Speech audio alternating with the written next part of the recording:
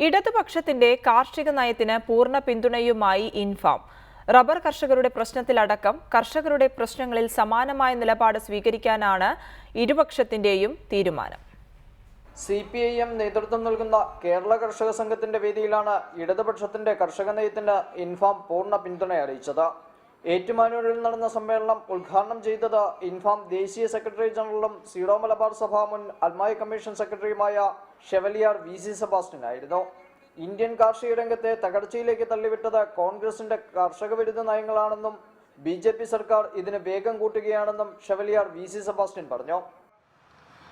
പല വിപ്ലവങ്ങളിലൂടെ കാർഷിക മേഖല ഇങ്ങനെ കടന്നുപോയിട്ടുണ്ടെങ്കിൽ തന്നെയും വിപ്ലവങ്ങളെല്ലാം കഴിഞ്ഞപ്പോൾ കർഷകനെ നടുവൊടിച്ച് നടുക്കടലിലേക്ക് വലിച്ചെറിഞ്ഞു എന്നുള്ളതാണ് പ്രിയപ്പെട്ടവരെ പരമാർത്ഥം.